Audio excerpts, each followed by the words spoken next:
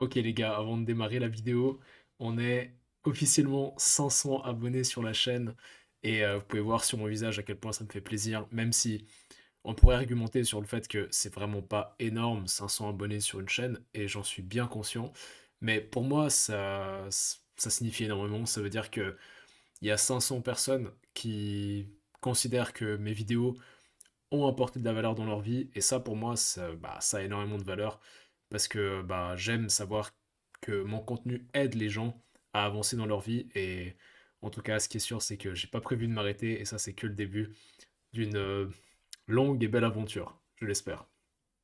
Donc, maintenant que ça c'est dit, maintenant que que j'ai remercié mon audience comme il se doit pour son soutien et sa participation, je vais procéder au sujet de la vidéo qui est, comme à chaque fois que je célèbre un nouveau palier d'abonnés, une session questions-réponses, tout simplement. Donc, je vais répondre à tous les commentaires de ma dernière vidéo. En fait, pourquoi est-ce que je fais ça? Parce que j'ai reçu énormément de commentaires sur cette vidéo. Là, vous pouvez voir que sur une seule vidéo, là, c'est toujours sur la même vidéo, j'ai reçu en tout 26 commentaires et j'ai regardé ça aujourd'hui et je me suis dit waouh, pourtant c'est une vidéo très simple, c'est juste je parle juste de mon expérience et je vois que ça a suscité pas mal de questions donc je vais directement procéder avec la première question qui provient de Leroy.1. Hey, salut, j'aimerais utiliser ces produits mais les effets secondaires me font peur étant donné que c'est déjà pas la joie du côté sexualité et énergie. Du coup, je me sens bloqué. Alors, je comprends tes préoccupations, et j'avais exactement les mêmes préoccupations lorsque j'ai voulu commencer ces traitements. Et en tout cas, tout ce que je peux te conseiller de par mon expérience et de par ce qui est disponible comme information sur les revues scientifiques et sur les sources qui sont valables et non des gourous en ligne qui te disent que le finastéride est dangereux pour te vendre par la suite des compléments alimentaires alternatifs. Moi, ce que je te dis, c'est essaye.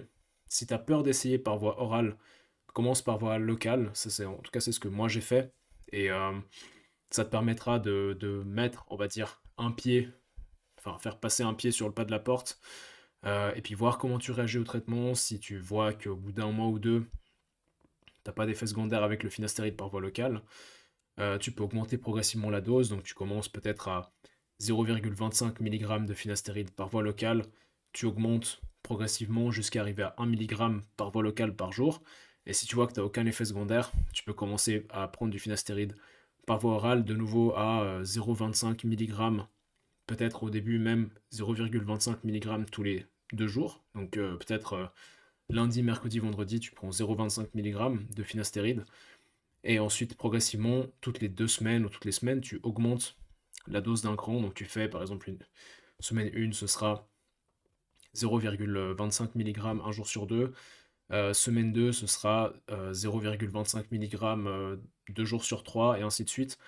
Puis ensuite, quand tu as monté la fréquence à 5 jours sur 7, tu peux commencer à monter la dose, et ainsi de suite, jusqu'à ce que tu arrives à une dose, on va dire, standard de 1 mg par jour. Et si tu vois qu'en augmentant la dose, tu commences à pas te sentir très bien, tu peux réduire. Mais en tout cas, ce qui est sûr, c'est que les effets secondaires du finastéride sont rares, déjà de 1. Chaque fois que je fais ça, il y a un pouce qui se lève, c'est assez drôle. Les effets secondaires du finastéride sont rares, et surtout, ils sont généralement modérés, et en plus de ça, ils s'arrêtent en général en continuant le traitement, et même s'ils ne s'arrêtent pas en continuant le traitement, tu peux arrêter le traitement et ils s'arrêteront en fait d'office. C'est 100% sûr que les effets secondaires s'arrêtent quand tu arrêtes le traitement. Il y a plein de rumeurs sur internet qui te disent l'inverse, mais il n'y a aucune étude valable qui prouve que les effets secondaires du finastéride durent même après avoir arrêté le traitement. Donc vraiment, tu n'as aucun souci à te faire à ce niveau-là. Et pour ce qui concerne le minoxidil, franchement, le minoxidil par voie locale, ça craint vraiment rien, à part si vraiment tu as une sensibilité accrue au minoxidil. Donc si vraiment tu veux la jouer sécurité, commence peut-être par du minoxidil 2%, il en existe sur le marché, et au lieu d'en consommer 2 fois par jour, tu peux déjà commencer avec 1 fois par jour et voir comment ton corps réagit, donc 1 millilitre par jour tous les soirs avant d'aller dormir. avec du minoxidil, du minoxidil à un pourcentage de 2%. Puis ensuite, bah, si tu vois que tu réagis bien, tu peux essayer matin et soir à 2%. Et si tu vois que tu n'as toujours pas de problème, tu peux monter à 5% et puis voir comment tu réagis. En général, ça ne devrait pas poser de soucis. Voilà. Donc j'essaie d'aller vite. D'ailleurs, des fois, j'oublie un peu de respirer, donc c'est normal si je suis un petit peu essoufflé. Mais il y a énormément de questions à répondre, donc je vais essayer de faire ça vite. Euh, Est-ce que tu mélanges le minoxidil et le finastéride dans un même flacon? Oui, absolument. Je me casse pas la tête. En général, ce que je fais, c'est que je fais un truc assez technique. D'ailleurs, je vais faire une vidéo pour démontrer, pour faire une démonstration de ce que je fais. J'utilise mon finastéride par voie locale. Donc, moi, celui que j'utilise de chez Minoxidil Max, c'est la marque que j'ai utilisée depuis le tout début de mon, mon aventure de combat contre la chute de cheveux. Et encore aujourd'hui, je l'utilise et bah, je peux me permettre donc de conseiller, de le recommander aux personnes qui me regardent. D'ailleurs, tu as un lien en description pour le produit que j'utilise, qui est donc c'est un lien d'affiliation. Je suis affilié chez Minoxidil Max, non pas parce que j'ai un conflit d'intérêt, parce que j'ai absolument envie de faire du cash, mais parce que c'est une marque en laquelle j'ai confiance. Et donc, bah, je la recommande. En fait, je la recommanderais même si j'étais pas affilié, mais bah, si je peux être affilié, c'est tout bénef. Mais bref, donc j'utilise mon flacon de minoxidil finastéride mélangé. Donc en fait, c'est un flacon qui contient par millilitre 0,5 mg de finastéride et 50 mg de minoxidil. Donc moi, ce que je fais, c'est que je prends ce flacon et je prends 0,5 ml de cette solution, ce qui fait que ça me donne 0,25 mg de finastéride. Et c'est la dose donc, par voie locale.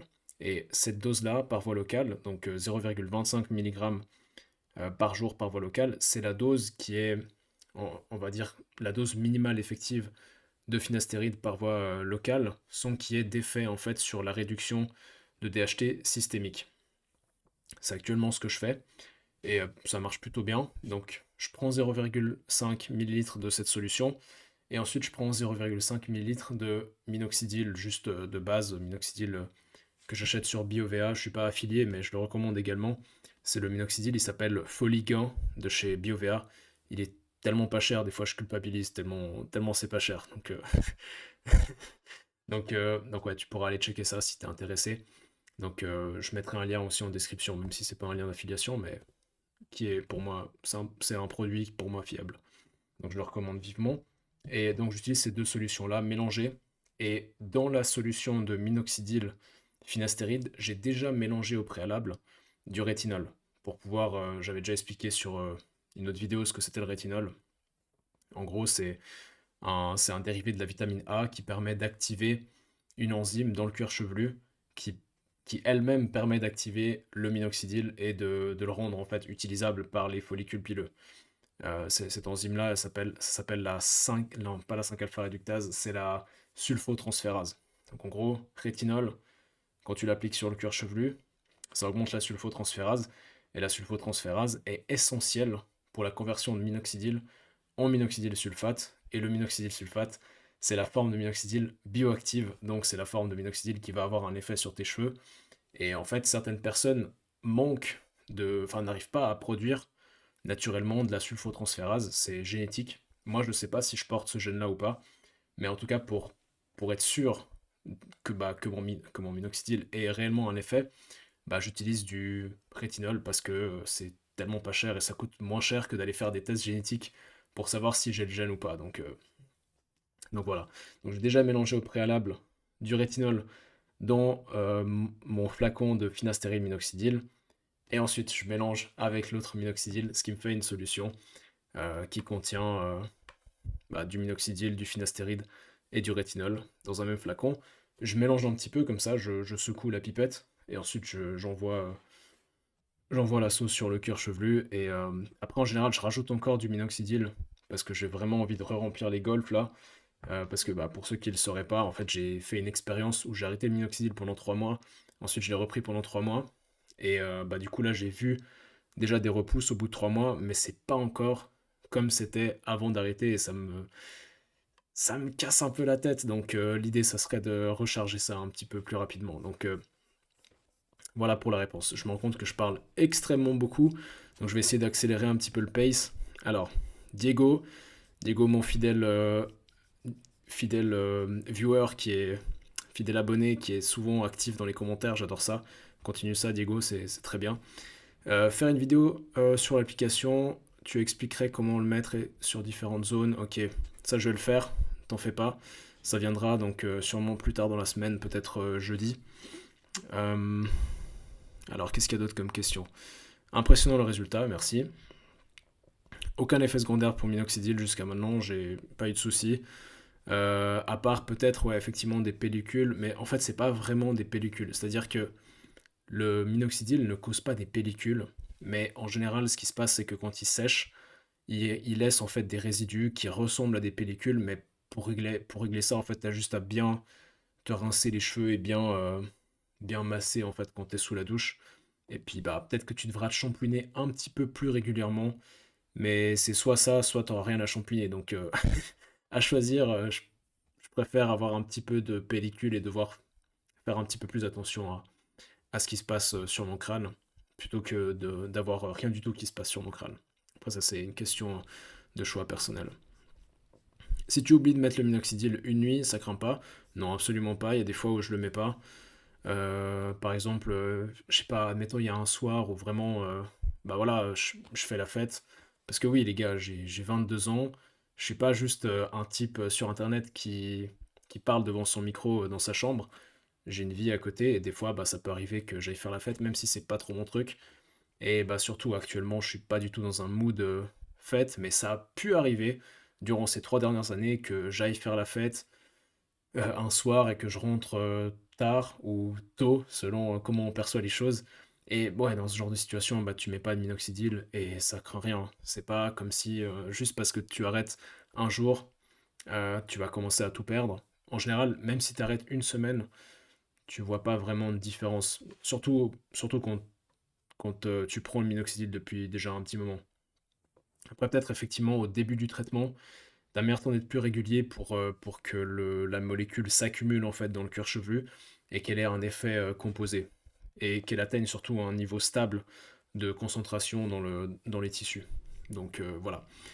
Le minoxidil ne répond pas sur tout le monde. Non, comme je l'ai expliqué, selon bah, sa génétique, si on manque, enfin si on n'a pas le gène qui permet de produire la sulfotransférase, on ne peut pas activer le minoxidil et c'est pour ça que je prends du rétinol. Euh, hmm, ouais, ok. Ok, prochaine question. Comment tu fais pour avoir le finastéride 5 mg alors que les médecins le donnent pour des problèmes de prostate? Alors ça c'est une question qui est intéressante et en fait c'est très simple, juste tu dis à ton médecin, j'aimerais pour des raisons bah, économiques, j'aimerais prendre du finastéride 5 mg et le couper en 4 et en fait il peut te faire une prescription. En anglais, on appellerait ça une prescription off-label. Et en gros, ça veut juste dire que bah, il te prescrit ça. Après, tu vas à la pharmacie, il te pose pas de questions. Je me rappelle, j'ai une anecdote par rapport à ça. Je me souviens la fois en fait où j'ai été acheter mon flacon, non pas mon flacon, ma boîte de finastéride 5 mg. Donc j'avais ma prescription de la part de mon médecin et j'étais tout content parce que du coup j'avais plus besoin d'aller à Evian. Donc pour l'anecdote, j'habite à Lausanne, en Suisse. Et en fait, Lausanne, c'est juste en face d'un lac. Enfin, c'est au bord d'un lac. Et de l'autre côté du lac, il y a Évian. Donc, c'est une ville française. Et donc, moi, ce que je faisais quand je prenais le finastéride 1 mg, c'est que je traversais le lac en bateau. C'était à peu près 30-40 minutes. Et j'allais acheter mon finastéride là-bas. Et souvent, bah, on aimait bien y aller avec ma femme. Parce que bah, là-bas, en fait, il y a un restaurant de sushi qu'on aime bien. Et du coup, bah, ça permettait de faire deux en un. On allait là-bas, j'achetais mon truc. Puis après, on allait se faire une petite soirée à Evian tranquille. Euh, et du coup, bah, j'allais là-bas. Et là, bah, j'étais content de plus avoir besoin de traverser le lac pour pouvoir acheter mon finastéride. Donc, je vais à la pharmacie avec ma prescription de finastéride 5 mg. Et je me rappelle la pharmacienne qui me demande c'est pour. Et puis là, en fait, j'ai pas trop compris la question. Je pensais qu'elle disait c'est pourquoi. pourquoi est-ce que je vais prendre ce médicament? Et du coup, bah, je me suis dit: «Merde, ça se trouve, en fait, j'ai pas le droit de le prendre pour autre chose que la prostate». Du coup, j'ai fait: bah, c'est pour la prostate». Et en fait, elle me demandait: «Non, mais c'est pour vous ou bien c'est pour quelqu'un d'autre?» parce que forcément, j'ai quand même une gueule de mec assez jeune et elle se posait juste la question de: «Est-ce que c'était, pour moi ou est-ce que c'était pour une personne, genre, pour mon père ou mon grand-père ou je ne sais quoi?» Puis j'ai dit: «Non, non, OK, non, c'est bien pour moi et tout». Puis je me rappelle je me rappelle que c'était une situation très drôle, un peu gênante, mais anecdote sympa à raconter donc mais sinon au-delà d'avoir, un moment un peu gênant devant le pharmacien, tu aucun problème avec le fait de d'avoir un finastéride de 5 milligrammes. Juste, bah, tu demandes à ton médecin et il te le prescrit en général, sans trop poser de questions et puis juste, bah, après il te faudra un sectionneur de pilules, je l'ai pas sur moi, mais en gros, c'est un sectionneur de pilules, c'est un machin, une espèce de petit boîtier comme ça, que tu peux ouvrir, tu mets la pilule dedans, et il y a une lame de rasoir, puis quand tu le fermes, ça coupe la pilule nette. Et après, tu prends la moitié de pilule, tu la tournes, tu la remets dans le cooper, et hop, tu recoupes. Ça donne un quart de pilule, et ce quart de pilule contient 1,25 mg, qui a un effet en fait similaire à 1 mg en termes de réduction de DHT. Ça va pas réduire excessivement la DHT, ça va pas créer d'overdose ou je ne sais quoi. Juste, bah, ce sera beaucoup moins cher et tout aussi efficace. Donc, voilà pour le finastéride, 5 mg. Alors, procédons. Euh, Combien de temps peut servir un flacon de minoxidil plus finastéride à appliquer localement qu'on peut acheter sur le site? Est-ce que c'est possible de l'appliquer que le soir? Oui.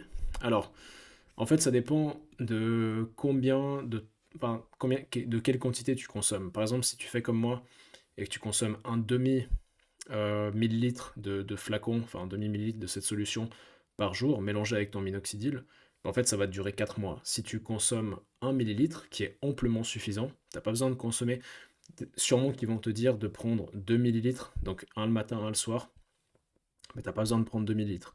1 millilitre suffit, et le flacon te durera 2 mois, au lieu de 1 mois comme ce qui stipule sur le site.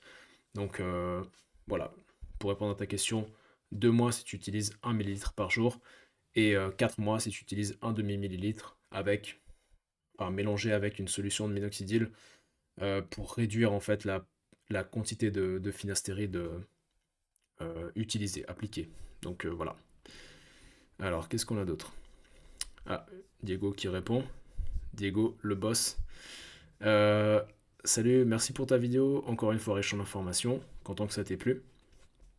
Il me reste des questions au sujet du FINA, car je vais commencer le traitement demain. Félicitations. Concernant la dose, comment tu coupes une pilule de 1 mg en 4 pour donner 0,25? Je trouve ça très petit et au couteau ça risque d'effriter. Effectivement, au couteau, c'est pas recommandé parce que tu vas difficilement faire une coupe nette. Est-ce que la date d'expiration sur la boîte peut être dépassée de quelques mois? C'est censé périmer en mars 2025. Ouais, alors, en général, même si tu dépasses la date, je crois qu'il y a quelqu'un qui a répondu. Ouais, ah bah Diego. Diego, merci, t'es un boss. Je te kiffe. Alors, en fait, si tu dépasses la date d'expiration, effectivement, comme Diego l'a très bien dit, le seul risque, c'est que bah, en fait, ce soit moins efficace. Mais mis à part ça, il n'y a pas de risque de tomber malade ou je ne sais quoi. Et bah, tu sais quoi, vas-y, je vais aller chercher le coupeur de pilules, j'arrive tout de suite. Alors voilà comment ça se présente. Donc tu as, en fait, ça ressemble à ça, c'est une petite boîte. En général, tu vas à la pharmacie, tu demandes en fait au guichet, au comptoir, et ils te la donnent. Généralement, c'est gratuit. Donc moi, je l'avais eu gratuite, et ça fait 2 ans que je l'ai, et ça fonctionne toujours aussi bien. Donc voilà, tu as la partie où tu mets la pilule ici. Là, tu as une espèce de lame de rasoir, et quand tu viens fermer, bah, ça coupe la pilule. Je vais te faire une démonstration avec. Là, j'ai des pilules de mélatonine. Alors, normalement, je suis pas censé couper ces pilules-là parce que c'est de la mélatonine à libération lente. Mais de toute façon, j'en prends plus. Enfin, c'est juste que un temps, je voyageais beaucoup et avec le jet lag, je prenais de la mélatonine pour me recalibrer sur l'heure locale. Mais bon, c'était dans ma jeunesse. Alors, je vais te montrer comment ça marche avec une pilule de mélatonine. Donc, en général, les pilules de finastéride, c'est rond. Et tu viens juste placer ça ici. Hop. comme ça. Et là, quand tu viens fermer, là, la pilule est coupée. Et si tu regardes bien, la coupe est vraiment nette, tu vois. Alors peut-être que, ouais, c'est pas tout à fait symétrique, mais même si t'as, je sais pas, une moitié qui est légèrement plus grosse que l'autre, ça pose pas de problème. Si par exemple t'as un jour où tu prends 1,5 mg, ou bien dans ton cas, si tu coupes une pilule de 1 mg, si t'as des jours où t'as 0,3 mg et des jours où t'en as 0,2, au final c'est pas hyper important. Ce qui compte, c'est l'exposition totale au quotidien en fait. C'est au bout d'un moment tu vas atteindre un certain niveau, un certain équilibre en fait. Donc là, tu as la pilule qui est coupée en deux, et ensuite tu remets une des moitiés dans le pill cutter. Hop,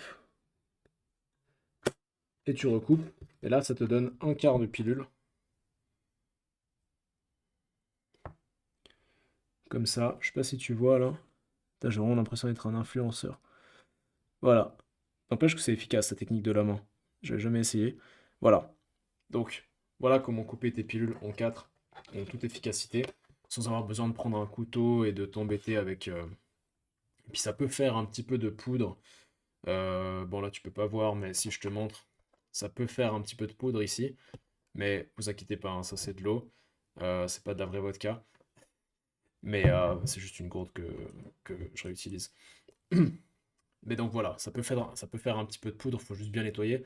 Surtout si tu as une femme à la maison qui peut-être porte un enfant ou si tu souhaites concevoir, c'est hyper important de bien nettoyer tout ça. Mais autrement, tu n'as aucune difficulté particulière à effectuer cette tâche. Alors, prochaine question. Il me semble. euh, Ok, alors, ouais, ici. Salut, merci pour les vidéos cheveux, avec plaisir.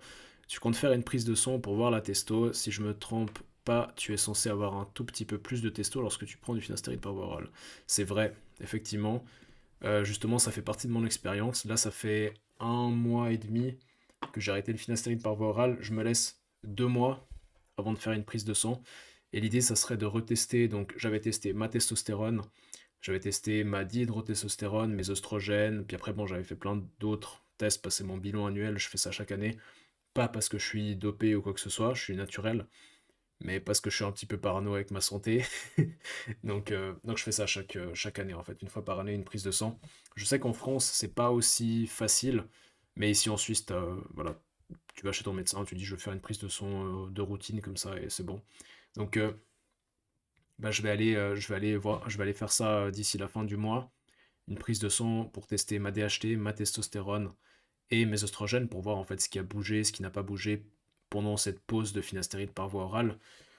Et en fait, pour vérifier aussi l'hypothèse, donc c'est pas vraiment une hypothèse, c'est plutôt selon ce qui a été démontré par les études, le finastéride par voie locale à 0,25 mg, comme ce que j'utilise moi, est censé réduire la DHT dans le cuir chevelu sans réduire la DHT euh, de manière systémique, donc dans le corps. Donc, ça me permettra de voir, enfin, de vérifier cette hypothèse, cette théorie. Donc voilà, effectivement, je vais faire des prises de sang bientôt. Alors, après une semaine de minox plus rétinol, seulement 2 fois, j'ai les effets secondaires concernant les difficultés respiratoires, rythme cardiaque, baisse, cage thoracique qui semble resserrée à quelques moments et la rétention d'eau au niveau des reins. Les effets secondaires ne sont pas pour tout le monde, mais j'ai l'impression que mon corps est trop sensible au minox ou au finastéride, mais pour le minoxidil, je vais tester des fréquences plus basses, etc. Finastéride, j'ai arrêté complètement au vu des effets secondaires assez rapides de la libido et l'humeur. Ok, alors, selon moi, une semaine, c'est un peu court pour voir les effets secondaires. Après, si vraiment tu remarques des effets secondaires, effectivement, arrête le traitement. En général, il n'y a pas d'effet secondaire, mais bien sûr que comme pour tout médicament, tout traitement, puis même pour n'importe quoi, en fait, tu peux très bien avoir des gens qui ont des allergies à la tomate, tu vois, au même titre que tu peux avoir des gens qui ont des allergies à certains médicaments, qui vont mal réagir à certains traitements. Et bah, c'est juste expliqué par le fait qu'en en tant qu'être humain, oui, on est tous égaux dans un sens, mais ça n'empêche pas qu'on est tous fondamentalement différents, on a tous des différences génétiques, etc. Donc on va pas tous réagir au traitement de la même manière. Donc moi, ce que je te dirais, si vraiment tu as envie de donner une chance au minoxidil, peut-être réduis la dose, réduis la fréquence, passe à 2% une fois par jour. Et puis si vraiment c'est trop, encore trop violent, moi je te conseillerais d'arrêter, ça vaut pas la peine. Et puis tu peux toujours essayer, il y a des alternatives au minoxidil, par exemple, tu as les trucs du style trioxydil, je sais plus quoi d'autre, mais des dérivés en fait du minoxidil que tu peux essayer. Sinon, tu as un autre traitement qui est un stimulateur de pouce également, qui s'appelle la stémoxydine. C'est L'Oréal qui fait ce produit. Je vais te mettre un lien en description. J'ai pas de lien d'affiliation pour ça non plus, mais je vais te le recommander parce que c'est un truc que j'ai utilisé dans le passé et qui m'a apporté des résultats assez satisfaisants. J'ai utilisé plein de trucs dans le passé, donc peut-être que je ferai une vidéo sur tous les traitements que j'ai utilisés jusqu'à aujourd'hui, parce que j'ai utilisé une panoplie de traitements anti-chute de cheveux différents. Mais ouais, en tout cas, la stémoxydine, c'est relativement efficace pour stimuler la pousse, et ça, en général, il n'y a pas d'effet secondaire remarqué, c'est pas du tout un traitement qui a un effet sur le cœur ou quoi que ce soit. Alors, procédons. Puis pareil pour le finastéride. Si tu as des effets secondaires, peut-être essaye le finastéride par voie locale, donc à une dose comme moi de 0,25 mg par jour. Mais après, j'ai vu, alors je sais plus si c'est toi, je sais pas si c'est toi qui avais dit ça, Hmm. mais j'avais vu quelqu'un qui disait qu'il avait eu des effets secondaires du finastéride au bout de 20 minutes dans les commentaires. Je sais plus. Bon, peut-être que c'était toi, peut-être que c'était quelqu'un d'autre, mais en tout cas, ça c'est généralement dû à un effet placebo, ou plutôt un effet nocebo. C'est-à-dire que quand tu t'attends, et ça il y a des études qui ont été faites spécialement avec le finastéride, il y a eu un groupe où on a donné le finastéride à ces personnes sans leur dire qu'il y avait des risques d'effets secondaires, sans leur parler des potentiels effets secondaires, et un groupe où qu'on a pris, à qui on a donné du finastéride, et à qui on a expliqué les effets secondaires possibles, et il y avait plus de risques d'effets secondaires dans le groupe de personnes qui connaissaient les effets secondaires possibles, donc c'est une preuve que l'effet nocebo fonctionne réellement. Et en fait, c'est juste que tu te convaincs psychologiquement dans ton inconscient que, cette molécule va te causer des effets secondaires. Et moi, j'ai eu un effet nocebo quand j'ai commencé le finastéride par voie orale. Je me souviens avoir commencé et je me souviens que chaque chose qui m'arrivait en fait dans mon quotidien, par exemple, je sais pas, il y avait. Bon, je vais pas rentrer trop dans les détails, mais tu sais, bah voilà, chez les hommes, il se passe des trucs là en bas, des fois, en se réveillant le matin. Et quand ça n'arrivait pas, bah, je me disais, ah, c'est sûrement le finastéride.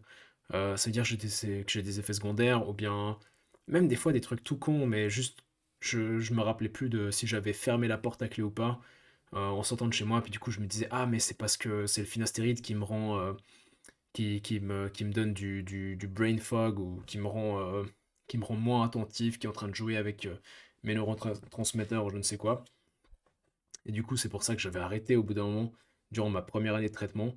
J'étais revenu au finastéride par voie locale, ça avait continué de faire effet, mais après, quand j'ai recommencé par voie orale, parce qu'en fait, la raison pour laquelle j'avais recommencé par voie orale il y a 2 ans en arrière, c'était parce que j'étais allé voir un chirurgien pour implant capillaire. Et en fait, il m'avait dit, je peux pas t'opérer si tu prends pas du finastéride par voie orale, parce que le finastéride par voie orale, c'est la seule version qui a été vérifiée, en fait, qui a été approuvée par la FDA.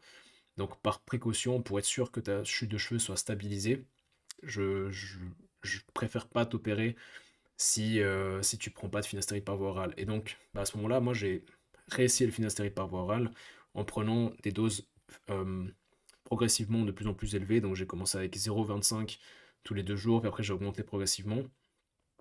Et là en fait j'ai eu aucun problème, mais alors vraiment strictement aucun problème. Et là en ayant arrêté le finastéride, là ça fait quoi? Ça fait 1 mois et demi que j'ai arrêté le finastéride. J'ai remarqué aucune différence dans ma productivité, aucune différence dans mes niveaux d'énergie, comme j'expliquais dans la vidéo dont je suis en train de commenter les commentaires. Ça, ça veut rien dire ce que je viens de dire, mais tu m'as compris. Donc voilà, ça peut être un effet nocebo, peut-être essayer avec une dose plus petite ou bien par voie locale pour mettre un pied, pour passer un pied, pour passer la porte d'un pied et pour voir, pour tâter un petit peu le terrain en fait. Normal que tu n'as pas d'effet secondaire, tu as 22 ans, tu verras vers les 5 ans si tu continues, la masse physique joue pas mal dans les effets secondaires, 10 kilos de moins tu le sens. Alors peut-être, je sais pas, on verra avec le temps. Pour l'instant, en tout cas, tout ce que je sais, c'est que pour l'instant, ça se passe bien et je suis satisfait, donc je vais continuer. Euh, Très bon improvement, merci Reynald. Reynald qui est également très actif dans les commentaires. Reynald, si tu regardes cette vidéo, je te kiffe. Tu fais partie des 30 à 40% bons répondeurs au minoxidil, c'est vrai. Effectivement, il y a des gens qui, en fait, selon les études, il y a à peu près 40% qui a vraiment une réponse favorable au minoxidil. Apparemment, je fais partie de ces gens-là, mais si ça se trouve, je fais partie de ces gens-là parce que j'utilise du rétinol. Et parce que justement, pour les raisons que je viens de te décrire, plus tôt dans cette vidéo, qui a déjà duré 30 minutes, donc je vais essayer d'accélérer un petit peu le pas.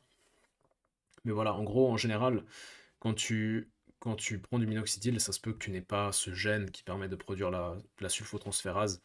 Mais si tu prends du rétinol, bah en fait, ça améliore la situation, ça améliore les résultats.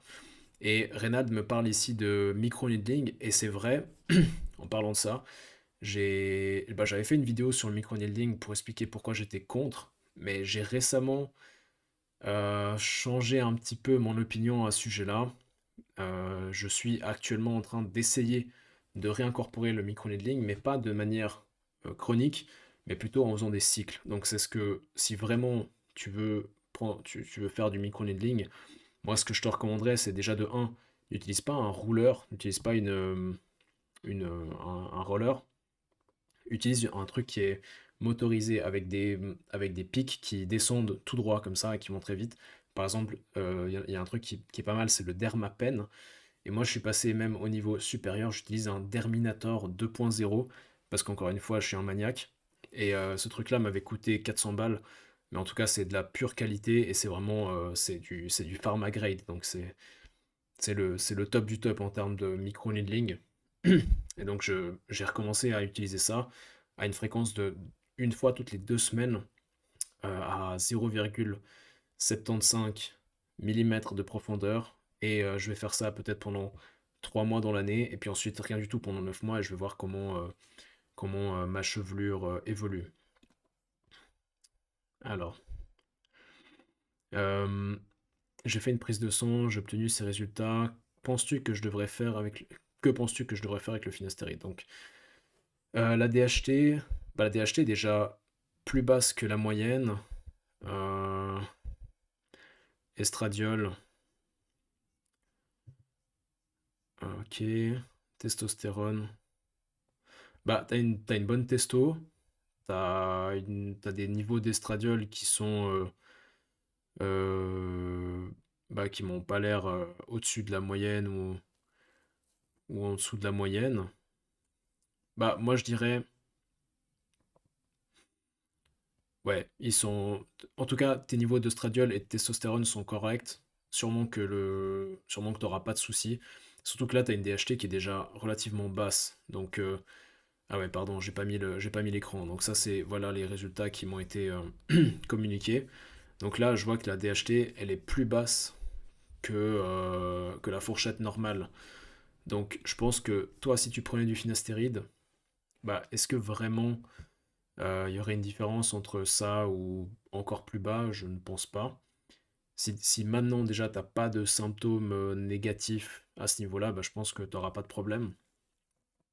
Et surtout que, comme je l'ai dit dans plusieurs vidéos, la dihydrotestostérone n'est pas une hormone essentielle une fois que tu as passé le développement, la maturation sexuelle masculine. Donc une fois que tes organes génitaux ont fini de se développer, et que bah, tu as fini de grandir et que tu as passé 18 ans, 19, 20 ans, bah, en fait, la dihydrotestostérone,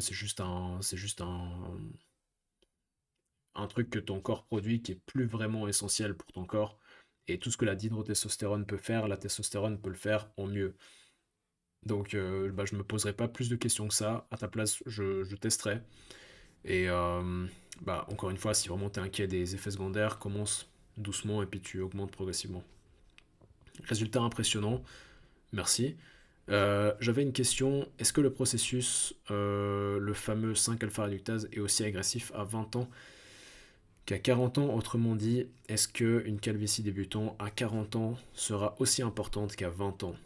Alors, je pense que alors ça c'est pure spéculation de ma part, hein, mais à mon avis, si tu commences à perdre tes cheveux tôt, comme moi par exemple, bah je pense que c'est une chute de cheveux qui est plus agressive. Ça veut dire que tu es génétiquement beaucoup plus, beaucoup plus, comment dire, tu es beaucoup plus sujet génétiquement à une perte de cheveux que si tu commençais à perdre tes cheveux à 40 ans. Après, bah, si tu commences le finastéride à 40 ans parce que tu commences à perdre tes cheveux à 40 ans, ça sera tout aussi efficace que si tu commences le finastéride à 20 ans parce que tu as commencé à perdre tes cheveux à 20 ans. Je pense pas que. En tout cas, je pense pas que tu as moins de chances que le finastéride marche quand tu es jeune versus quand. Enfin, jeune, quand tu as 20 ans versus quand tu as 40 ans. Je veux pas que les gens de 40 ans pensent que je trouve qu'ils sont pas jeunes. Mais, euh, mais voilà, c'est juste que effectivement, si ta chute de cheveux arrive plus tôt, il y a plus de chances que ce soit parce que bah, tu as une chute de cheveux plus agressive. Mais après, c'est pas toujours le cas. Par exemple, bah, moi je sais que quand j'avais commencé à remarquer des soucis à ce niveau-là, je sais que ça avait vraiment traîné sur de longues années et que c'était très progressif. Donc, alors que des fois, t'en as qui commencent à perdre leurs cheveux à 32 ans et à 35 ans, ils ont déjà plus rien. Donc en fait, vraiment, ça dépend de chacun. Chacun réagit différemment aux gènes calvicieux. Donc bah, je pense que c'est pas vraiment. Enfin, je dis pas que ta question n'est pas pertinente. Il n'y a pas de mauvaise question, mais je pense que c'est assez trivial et au final, bah, juste si tu commences à perdre tes cheveux et que tu veux arranger le problème, bah, prends du finastéride. Et si au bout d'une année de prise de finastéride, t'es toujours pas satisfait des résultats, bah commence le minoxidil et normalement tu devrais vieillir comme un bon vin. Donc voilà, c'était ma vidéo réponse, question-réponse sur bah, la chute de cheveux. Et bien sûr, bah, si tu as des questions à mes réponses aux questions, n'hésite pas à t'exprimer dans la barre des commentaires. Peut-être que ce sera le sujet d'une vidéo bah, pour mes 1000 abonnés, hein, qui j'espère arriveront très bientôt. En tout cas, pour mes abonnés qui sont déjà présents, et surtout pour ceux, donc si c'est ton cas, sûrement ton cas vu que tu m'entends dire ça, pour les personnes qui sont restées jusqu'à la fin de la vidéo, merci pour bah, votre soutien pour la chaîne, et bah, je me réjouis de voir où est-ce que tout ça va nous mener dans ces prochaines années. Et puis bah, si c'est pas encore fait, abonne-toi pour plus de contenu de ce genre, et moi je te dis à très bientôt.